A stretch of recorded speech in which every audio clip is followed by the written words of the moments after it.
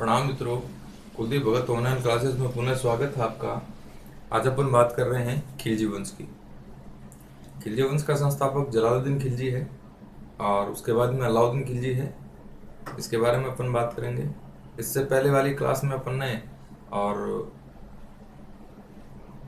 गुलाम वंश की बातें करी थी जो कंप्लीट हो चुकी है। गुलाम वंश अपन ने पढ़ लिया। आज से अपन शुरू कर रहे हैं। ये है आपका खिलजी वंश। खिलजी वंश है, इसने दिल्ली सल्तनत में सबसे कम समय तक क्या किया था, शासन किया था, मात्र 30 वर्षों तक। देखिए खिलजी वंश के अंदर क्या क्या इंपॉर्टेंट बातें हैं। 1290 से 30 तक का इसका कार्यकाल था। सबसे कम शासन किया, सबसे कम शासन किया। कितने वर्षों तक? 30 वर्षों तक। नेक्स्ट है इतिहासकार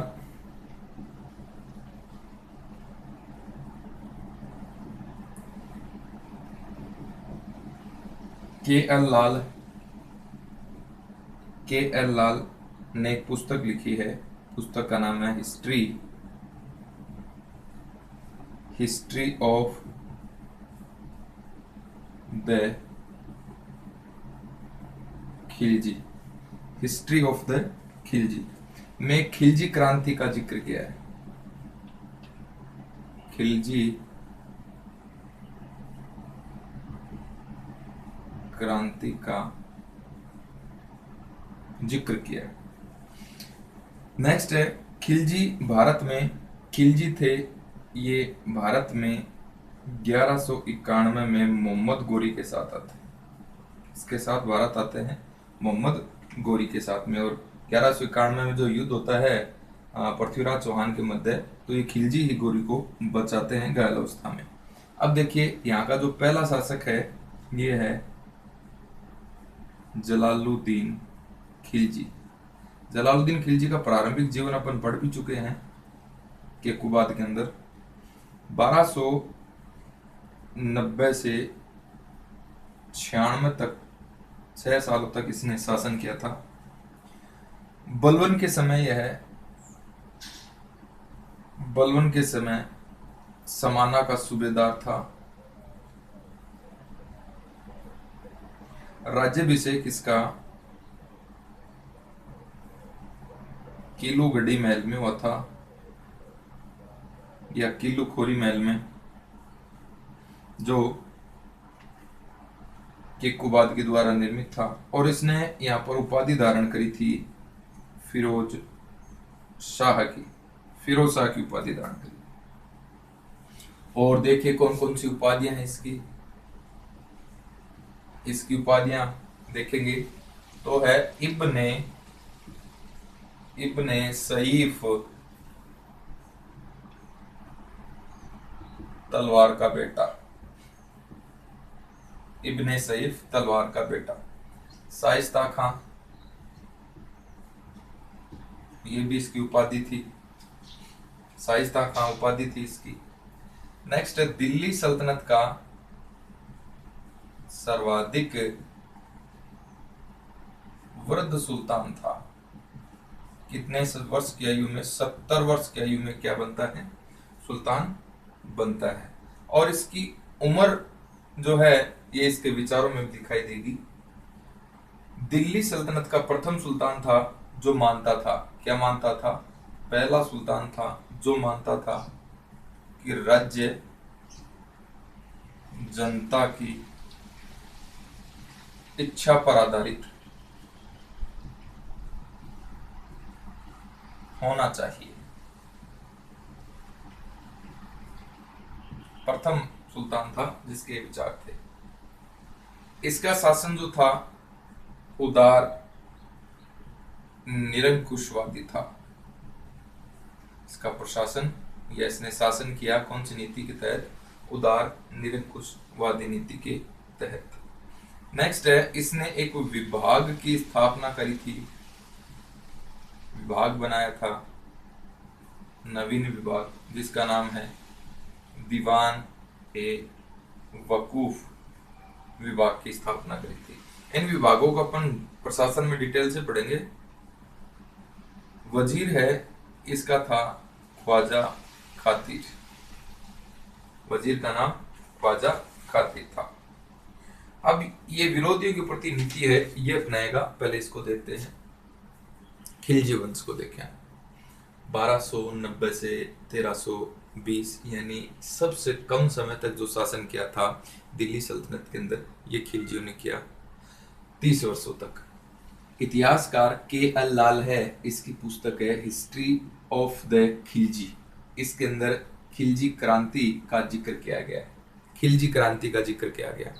खिलजी क्रांति के संदर्भ में अपन देखते हैं तो खिलजी तो थे ये किसी भी राजवंश से ताल्लुक नहीं रखते थे, सर्वहारा वर्ग से आते थे ये, और उसके बाद में भी एक राजतंत्र की स्थापना करते हैं और वहाँ के सम्राट बनते हैं। इसी चीज को क्या कहते हैं, खिलजी क्रांति। दूसरे भाषा में अपन समझे तो बलवन के उत्तराधिकारी केकू बहादुर क्यूमर्स को मारकर किस प्रकार से गुलाम वंश का अंत करते हैं और खिलजी वंश की स्थापना करते हैं, इसी चीज को क्या कहते हैं, खिलजी क्रांति कहते हैं। तो देखिए भारत में यह मोहम्मद गोरी के साथ में 1191 में आते हैं। जलालुद्दीन खिलजी है, ये खिलजी वंश का संस्थापक है, 1290 से 96 का कार्यकाल था। बलवन है के समय खिलजी जो था जलालुद्दीन खिलजी, ये समाना का सूबेदार था। राज्याभिषेक करवाया इसने किलोगढ़ी महल के अंदर और फिरोज शाह की उपाधि धारण करी। और कौन कौन सी उपाधियां थी, इब्ने सईफ मतलब तलवार का बेटा, और शाइस्ता खां की उपाधि इसने धारण करी। दिल्ली सल्तनत का सर्वाधिक वृद्ध सुल्तान था जो कितने साल का शासक बना था, 70 साल का शासक बना था। प्रथम सुल्तान था जिसके विचार थे कि राज्य जनता की इच्छा पर आधारित होना चाहिए। इसका जो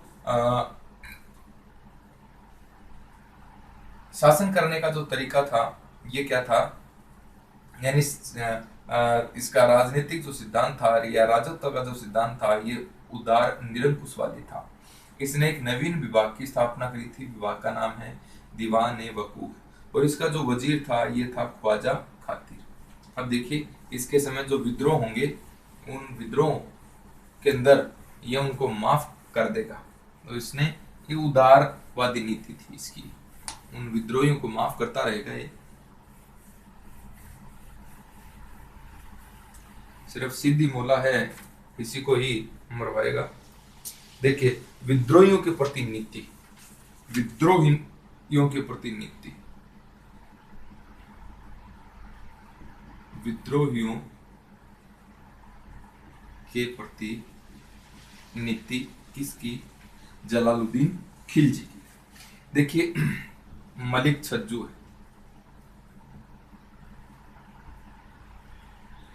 मलिक छज्जू कड़ा मानिकपुर का सूबेदार था, कड़ा मानिकपुर का सूबेदार था और बलवन का भतीजा था,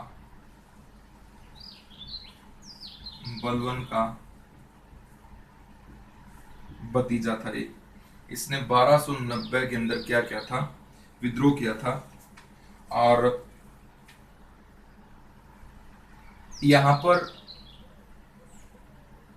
जलालुद्दीन है यह है अपने भतीजे अलाउद्दीन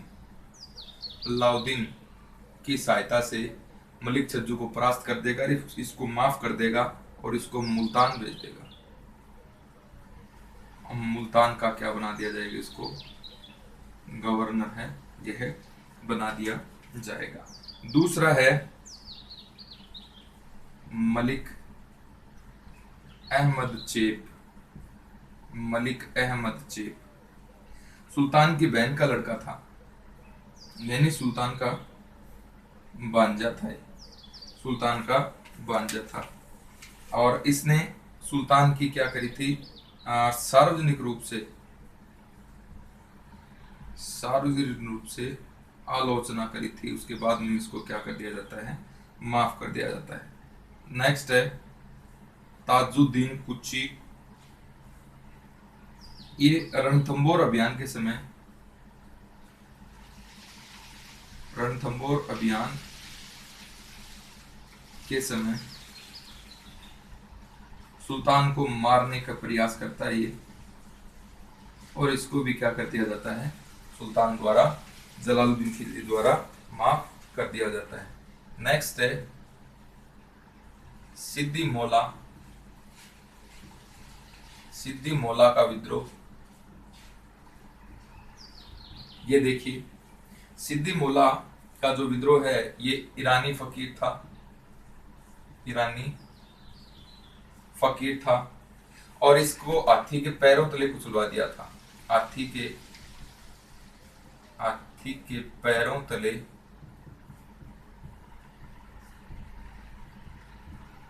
कुचलवा दिया था। नेक्स्ट अपन बात करते हैं professor S R Sharma. Professor S R Sharma इसे कोमल हृदय वाला सम्राट कहता है, और हबीबुल्ला इसे अशोक की तरह मानव प्रेम एवं विश्वास के साथ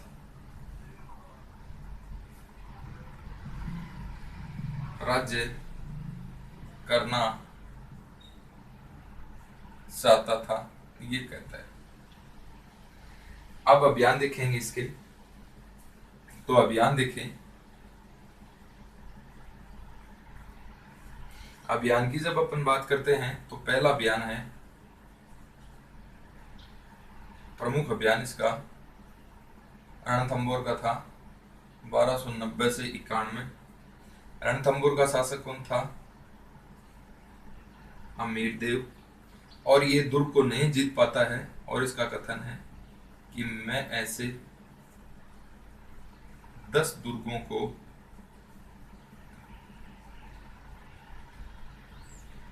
मुसलमान के एक बाल के बराबर नहीं समझता। दूसरा जो यहाँ पर होता है इसका आंदोलन, ये बिलसा व चंदेरी की विजय है 1292। अलाउद्दीन खिलजी, इसका भतीजा था अलाउद्दीन खिलजी, ये चंदेरी की क्या करता है? विजय करता है। और यहाँ पर इसको अलाउद्दीन खिलजी को अवध का सूबेदार बना दिया जाएगा, और आरिज ए मुमालिक के पद पर इसको बैठा दिया जाएगा। देखिए इसके अभियान और भी हैं, और भी देखेंगे। देखिए मलिक छज्जू ने विद्रोह किया था, जो कड़ा मानिकपुर का सूबेदार था, और ये मलिक छज्जू जो था बलवन का भतीजा था। 1290 में विद्रोह करता है, स्वतंत्र शासक की तरह व्यवहार करता है। यहाँ पर मलिक छज्जू को जलालुद्दीन का भतीजा अलाउद्दीन खिलजी इसको हरा देगा, और जलालुद्दीन इसको माफ कर देगा, और मुल्तान का क्या बना देगा? गवर्नर बना देगा। मलिक अहमद चेप है, यह खुद जलालुद्दीन का भांजा था, और इसकी जो उदारवादी नीति की आलोचना करता है सार्वजनिक रूप से, इसको भी माफ कर देगा। ताजुद्दीन कुच्ची है, ये रणथंभौर अभियान के समय जलालुद्दीन सुल्तान को मारने का प्रयास करेगा, और जलालुद्दीन है बड़े दरबार के में इसके सामने तलवार फेंक देगा, यानी इसको भी क्या कर देता है? माफ कर देता है। सिद्दी मौला का विद्रोह है, यह ईरानी फकीर था, और इस ईरानी फकीर ये अपने आप को खलीफा इसने घोषित किया था, और अपने आप को ईश्वर की तरह समझने लगा था ईरानी फकीर। तो इसको हाथी के पैरों के तले कुचलवा दिया था। किसने कुचलवा दिया था? जलालुद्दीन खिलजी ने। एक सिद्दी मौला आएगा, और वो सिद्दी मौला है तो उसका जो विद्रोह होगा वो अलाउद्दीन खिलजी के समय होगा, और हाजी मौला का विद्रोह इसके समय, तो दोनों को ध्यान में रखना है। एस आर शर्मा कहता है जलालुद्दीन खिलजी को कोमल हृदय वाला सम्राट। हबीबुल्ला कहता है कि यह अशोक की तरह मानव प्रेम और विश्वास के साथ में राज्य करना चाहता था। हबीबुल्ला क्या कहता है जलालुद्दीन को कि जलालुद्दीन अशोक की तरह मानव प्रेम एवं विश्वास के साथ में क्या करना चाहता था? राज्य करना चाहता था। अब इसके अभियान देखिए, तो अभियानों में देखिए रणथंभौर 1290 से 91 का अभियान था। यहाँ का शासक कौन था?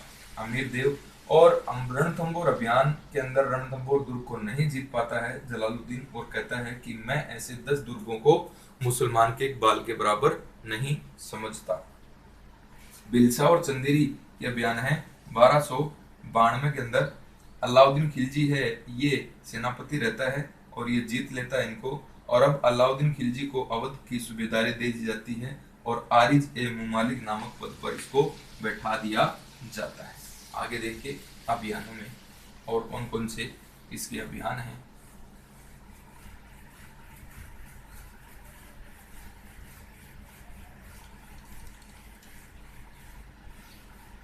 देखिए साहब, अभियानों की अपन बात करें तो अभियानों में इसके और कौन से अभियान रहेंगे।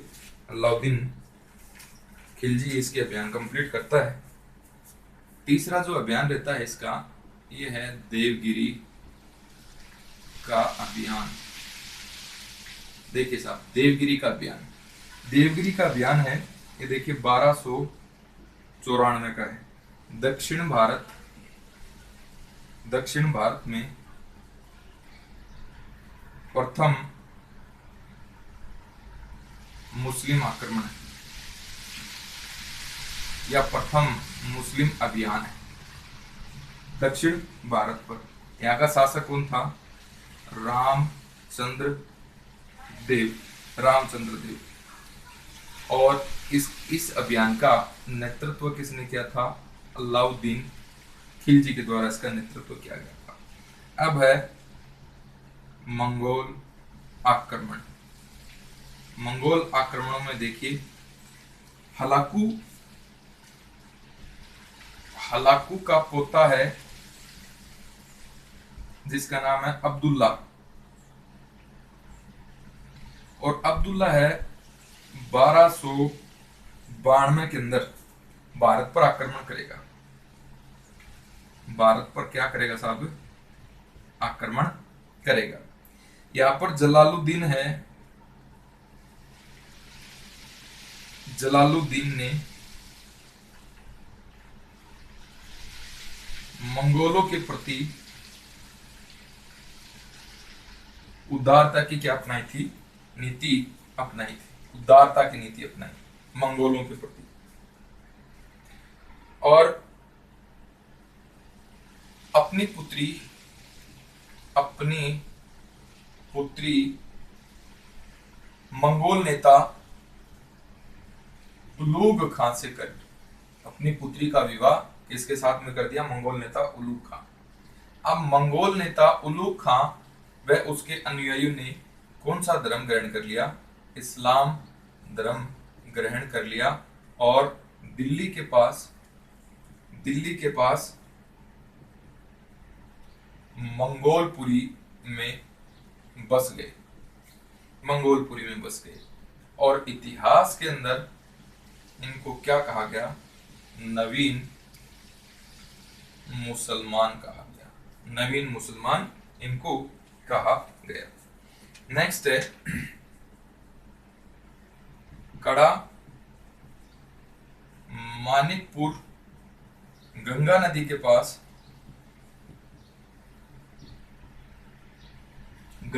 के पास इसके भतीजे अलाउद्दीन खिलजी ने जलालुद्दीन की क्या कर दी? हत्या कर दी और स्वयं को सम्राट घोषित कर दिया। स्वयं को सम्राट क्या कर दिया? घोषित कर दिया। जलालुद्दीन की विधवा है जिसका नाम मलिका ए जहान ने अपने पुत्र कद्र खां को रुकनुद्दीन इब्राहिम के नाम से सम्राट घोषित कर दिया। इसके बाद में यह अलाउद्दीन खिलजी इसको सम्राट के पद से उतार देगा और स्वयं सम्राट बन जाएगा। नेक्स्ट देखिए वी ए स्मिथ है अलाउद्दीन खिलजी को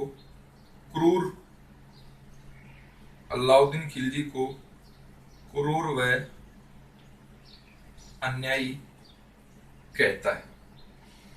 नेक्स्ट है अलाउद्दीन खिलजी के बारे में कहा गया कि मिस्र के फराओ ने भी इतना रक्त नहीं बहाया जितना अलाउद्दीन खिलजी ने बहाया। अलाउद्दीन खिलजी ने बहाया। देखिए देवगिरी का बयान है 1244 में। शासक कौन है? रामचंद्र देव। दक्षिण भारत का प्रथम मुस्लिम अभियान था ये, इसके ऊपर आक्रमण हुआ। इंपॉर्टेंट बात है कि दक्षिण भारत में प्रथम अभियान किस पर हुआ? देवगिरी पर हुआ। किसके समय हुआ? जलालुद्दीन खिलजी के समय हुआ। किया किसने? अलाउद्दीन खिलजी ने किया।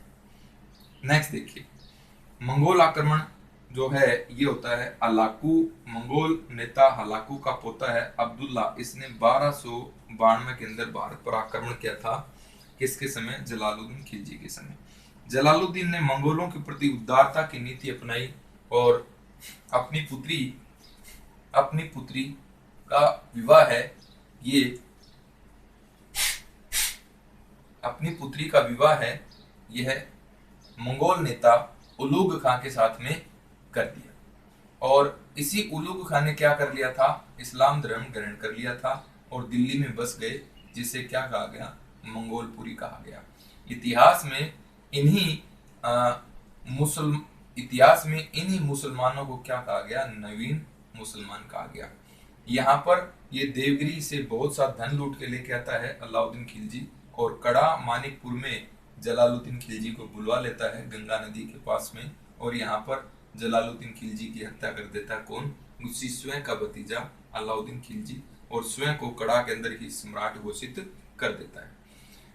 जलालुद्दीन खिलजी की विधवा थी मलिका जहां, जिसने अपने बेटे कद्र खां को रुकनुद्दीन इब्राहिम के नाम से क्या घोषित कर दिया था? सम्राट घोषित कर दिया था। अब स्मिथ है ये क्या कहता है कि अलाउद्दीन खिलजी क्रूर व अन्यायी इसको कहता है। और देखिए अलाउद्दीन खिलजी के बारे में कहा जाता है कि मिस्र के फराओ ने भी इतना रक्त नहीं बहाया जितना रक्त किसने बहाया है? अलाउद्दीन खिलजी ने बहाया। आगे देखिए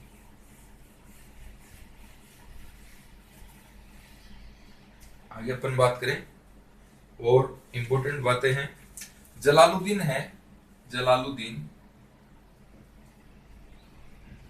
जलालुद्दीन प्रथम सम्राट है, प्रथम सुल्तान है जिसने उदार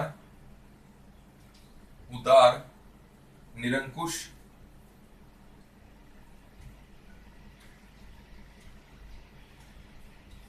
निरंकुशवादी नीति अपनाई। सर्वप्रथम इसने घोषित किया कि दिल्ली सल्तनत कभी भी इस्लामिक राज्य नहीं बन सकता।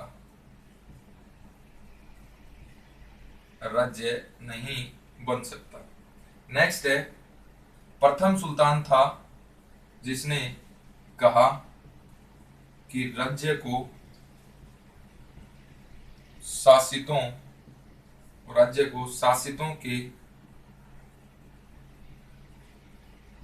शासितों के स्वैच्छिक समर्थन पर आधारित होना चाहिए।